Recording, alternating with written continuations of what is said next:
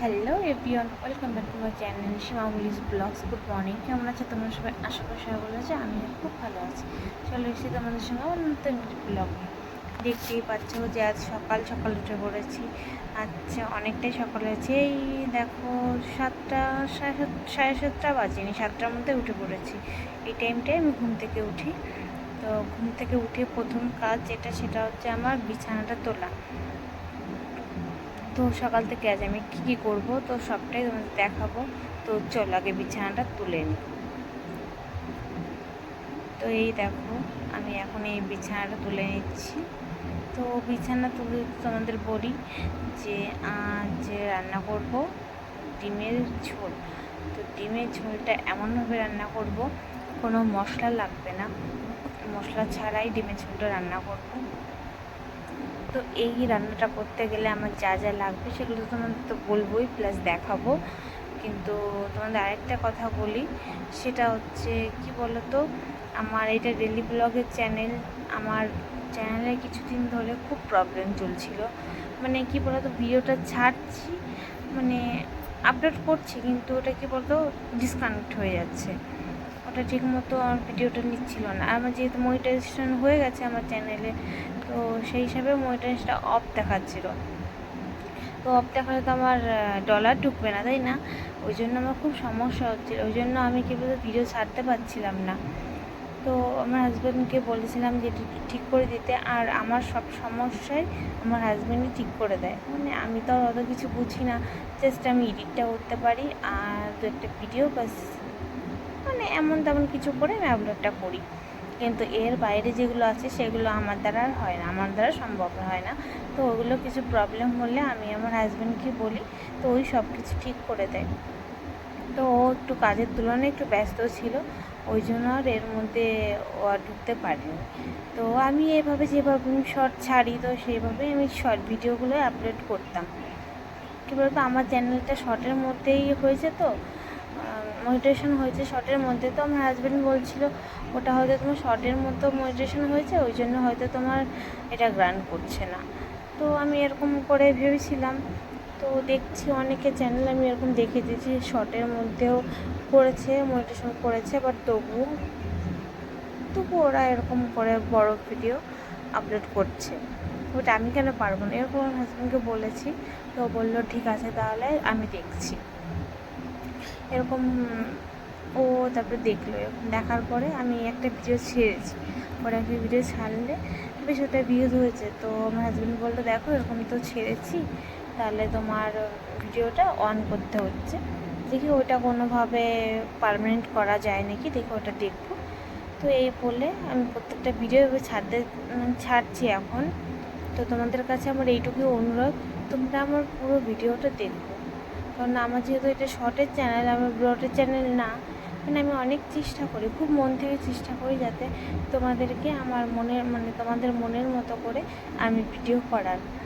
আমি আমার ছোট ছেলে আছে, তো আমার ছেলেকে একটু সামনে টানলে সংসারে কাজকর্ম করে আমি চেষ্টা করি যাতে আমি ব্রড ভিডিও করি। তোমাদের কাছে এইটুকুই আমার অনুরোধ যে আমার পুরো ভিডিওটা তোমরা দেখো, কমেন্ট করে বলো, খারাপ হলেও বলো, আর প্লাস ভালো হলেও বলো, কিন্তু কমেন্ট করে বলো, কারণ আমার কমেন্টগুলো পড়তে খুব ভালো লাগে, খুব ইচ্ছা করে আমাকে কমেন্ট করলে আমার কমেন্টটা পড়তে ইচ্ছা করে। তো দেখো, তোমাদের সঙ্গে কথা বলতে বলতে আমার এই বিছানাটাও তোলাটা কমপ্লিট হয়ে যাবে এখনই।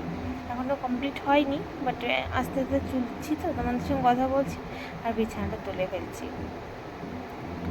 যাই হোক, তোমাদের সঙ্গে তো অনেক কথাই বলা হয়ে গেল। কিছু কিছু কথা এরকম করে টুকটাক তোমাদের সঙ্গে আমি বলছি, কারণ এতদিন তো আমি আপলোড করতে পারিনি, এই জন্য আমার কোনো কথাই বলা হয়নি। শর্টের মধ্যে তো আমি তেমন কিছু বলতে পারবো না, না। শুধু আমি শর্ট ভিডিওগুলো, যে ট্রেন্ডিংয়ের ভিডিওগুলো আছে, সংসের যে ভিডিওগুলো আছে, সেইগুলোই শুধু করি। কিন্তু আমার যে নিজস্ব কোনো ভিডিও করতে হবে সেগুলো আমি করি না। আমার এই প্রবলেম তোমার তো আমি আগেই বলেছি যে আমার প্রবলেমের জন্য আমি ভিডিওগুলো আপলোড করতে পারিনি। তো এখন তো সে প্রবলেমটা হচ্ছে না, প্রবলেমটা আমার সলভ হয়ে গেছে। তো এখন থেকে আমি ডেলি ব্লগ এইভাবেই তোমাদের দিতে তাহলে দেবো। তোমরা শুধু আমার পাশে থেকো, আমার সাথে থেকো।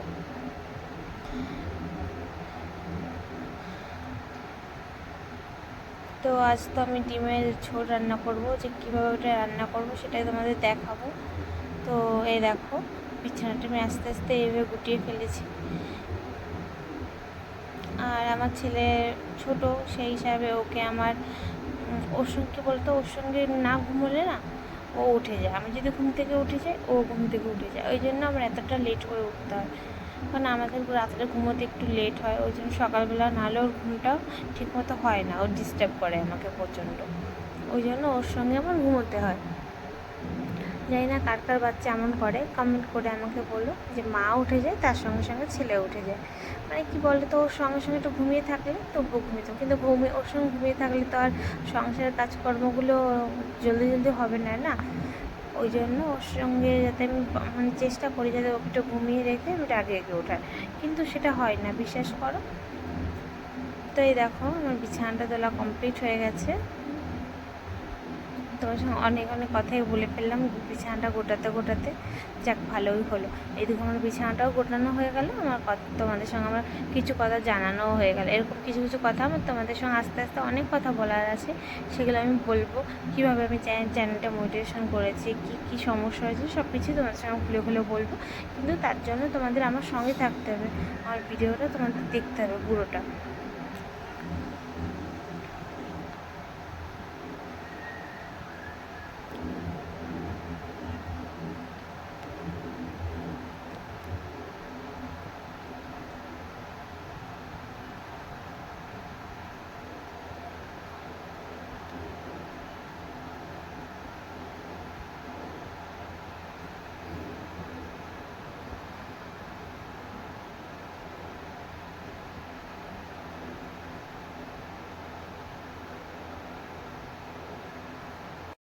তো এই দেখো তোমাদের সঙ্গে কথা বলতে বলতে আমার বিছানাটাও পুরো গোছানো হয়ে গেছে।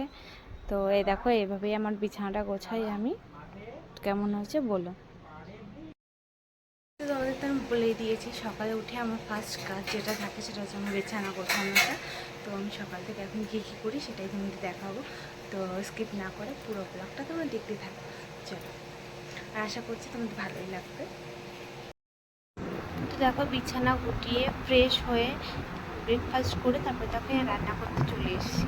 তো রান্না করতে আমার প্রথম যেটা লেগেছে সেটা হচ্ছে সেটা হচ্ছে ধনে, যে গোটা ধনেটা থাকে ওইটা, আর জিরা। আর এখানে নিয়েছি মশলার জন্য টমেটো, আর এদিকে আদা, এদিকে পেঁয়াজ আর ওইদিকে হচ্ছে রসুন, এগুলো কুচি কুচি করে রেখেছিলাম, আর আলু কেটে রেখেছিলাম। তো এইদিকে দেখো আমি এই যে একটা লোহা তাওয়া আছে আমার, রুটি বানানোর তাওয়া, তো সেটা আমি একটু হালকা ভেজে নিচ্ছি এইটা, যাতে এই ভাজা মশলাটা, মানে আমার তো কোনো বাটাবুটি আমি কোনো কিছু করবো না। তখন তো আমি আগেই বলেছি যে আমার মশলার কোনো সবজি এটা হচ্ছে নর্মালি ডিমের ঝোল হচ্ছে, যেটা মাংসকেও হার মানাবে। তো দেখো তার জন্য এই ভাজা মশলাটা খুবই দরকার, এটা না হলে এই রান্নার কোনো স্বাদই হবে না। তো দেখো তারপরে যেখানে ডিমের জন্য ডিমটা ছিল সেই ডিমগুলো সিদ্ধ করে নিয়েছি। তো সেগুলো সিদ্ধ করে নিয়ে আমি এই খোসাগুলো ছাড়িয়েও ফেলেছি। খোসার মধ্যে খোসা ছাড়িয়ে আলু আর ডিম একসঙ্গে রেখে দিয়েছি। তারপর দেখো একটা কড়াই নিয়েছি, কড়াইটা দেখো আগুন ধরিয়ে গ্যাসটা ধরিয়ে দিয়েছি, গ্যাসটা ধরিয়ে একটু গরম করে নিয়েছি। তারপরে দেখো এখানে ডিমগুলো দিয়ে দিয়েছি, লবণ হলুদ মাখিয়ে ডিমগুলো দিয়ে দিয়েছি, এগুলো এখন আস্তে আস্তে ভাজা হবে। তারপর দেখো এদিকে চলে এসেছি, আমি শিলটা একটু ধুয়ে রেখেছিলাম যাতে ভাজা মশলাগুলো একটু ভাজবো, তো মানে বাটবো, কি বলছি ভুলভাল হয়ে যাচ্ছে তোমাদের সঙ্গে কথা বলতে বলতে। তারপরে দেখো এই যে আমি ধুয়ে রেখেছিলাম যেগুলো বেটে দেবো। তো এখন একটু জল ছিল তার জন্য একটু মুছে নিচ্ছিলাম। আর তারপরে এই দেখো এখানে যে গোটা ধনিয়াগুলো ছিল আর জিরাগুলো ছিল ভাজা, তো সেগুলো দিয়ে দিয়েছি। এগুলো হালকা একটা ভাজা দিয়ে মানে বাটা দিয়ে দিয়েছি। তো এই দেখো এরকম পাউডার হয়েছে, ওর থেকে এই পাউডারগুলো এসছে। আর এদিকে দেখো ডিম ভাজছিলাম, তো ডিম ভাজা হয়ে গেছে, ওগুলো নামিয়ে নিয়েছি। তারপরে দেখো ওই তেলের মধ্যে আমি আর পরবর্তী তেল দিইনি, অল্প তেলেই রান্না করছি, কারণ এটা কি বলতো মশলার তরকারি না, সেহেতু অল্প তেলেই আমি রান্না করছি। তোমরাও বাড়িতে বানিয়ে দেখো, অবশ্যই তোমাদের ভালো লাগবে। তারপরে দেখো আলুগুলো দিয়ে দিয়েছি, এক এক করে সব আলুগুলোই দিয়ে দিয়েছি। তারপরে হলুদ দিয়ে দিয়েছি, লবণ দিয়ে দিয়েছি, এগুলোকে আবার একটু ভাজবো। ভাজতে ভাজতে দেখো আমাদের আলু ভাজা হয়ে গেছে, ডিমও ভাজা হয়ে গেছে। তারপরে দেখো যে কড়াই আবার বসিয়ে দিয়েছি, মানে এটা নামিয়ে নিয়েছিলাম।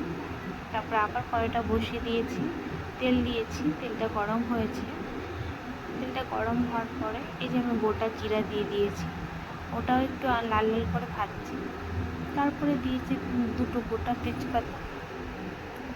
তেজপাতা যখন একটু ব্রাউন কালার হয়ে গেছে তখন এর মধ্যে আবার দিয়ে দিয়েছি কিছু ছোটো ছোটো টুকরো করে নিয়েছিলাম শুকনো লঙ্কা।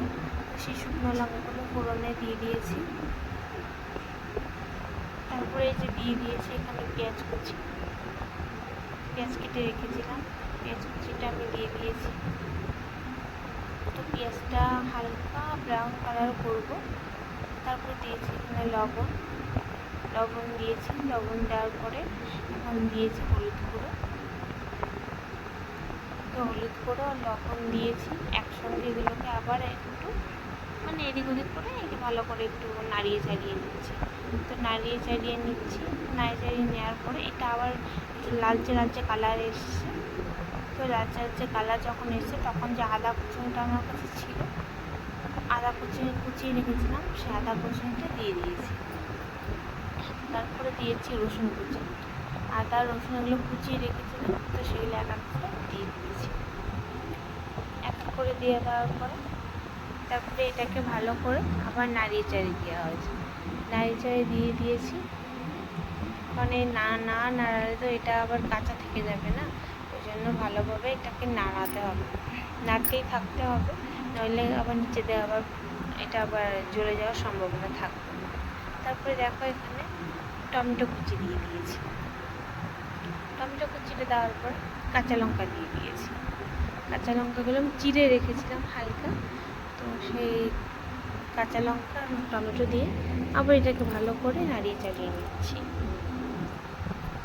নাড়িয়ে চাড়িয়ে নেওয়ার পরে আমার যে পাউডারটা ছিল, গুঁড়ো পাউডারটা, ওই ধনিয়া জিরার, তো সেই পাউডারটা আবার ছড়িয়ে দিচ্ছি। এটা ছড়িয়ে দেওয়ার পরে আবার নাড়িয়ে চাড়িয়ে নিচ্ছি।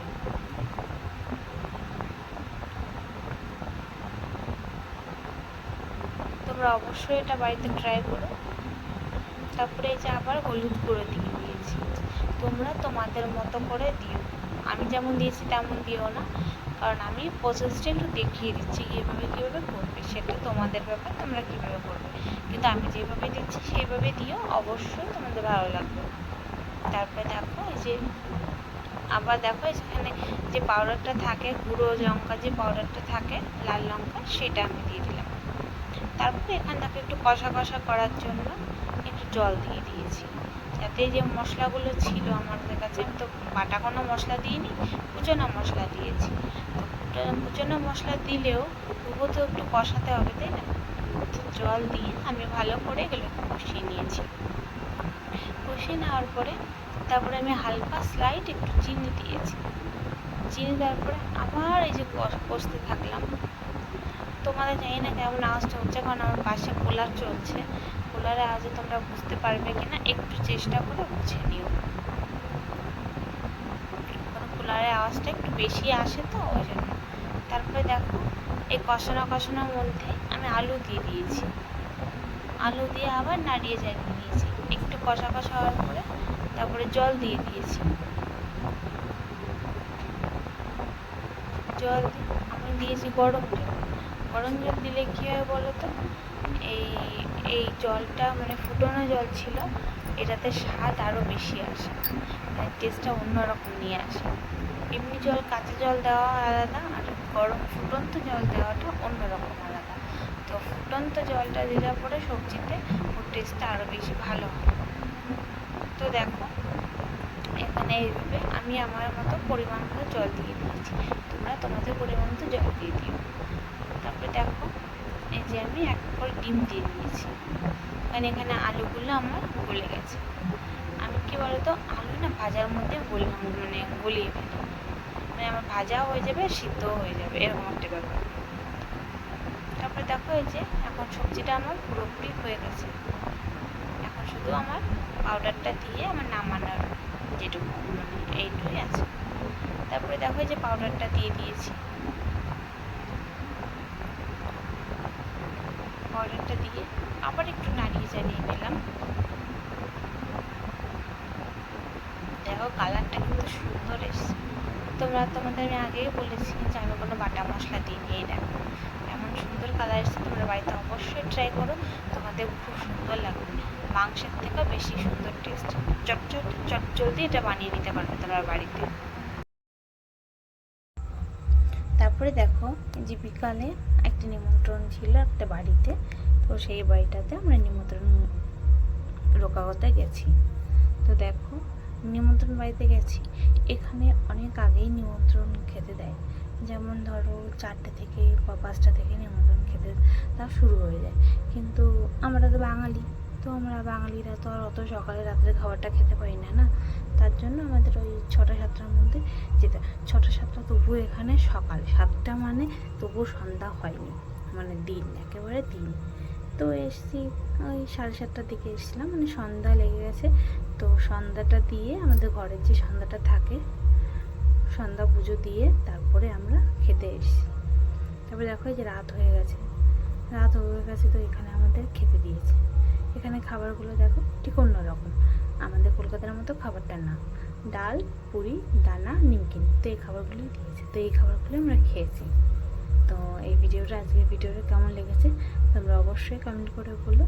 আজকের ভিডিওটা এই পর্যন্তই, ফিরে আসছি নেক্সট কোনো ব্লগ নিয়ে খুব তাড়াতাড়ি। তোমরা আমার পাশে থেকো, সাথে থেকো, সবাই সাবধানেও থেকো। দেখো আমার সোনা বাবাও খাচ্ছে টুকটুক করে। তো আজকের ভিডিওটা এই পর্যন্তই, ফিরে আসছি নেক্সট কোনো ব্লগ নিয়ে।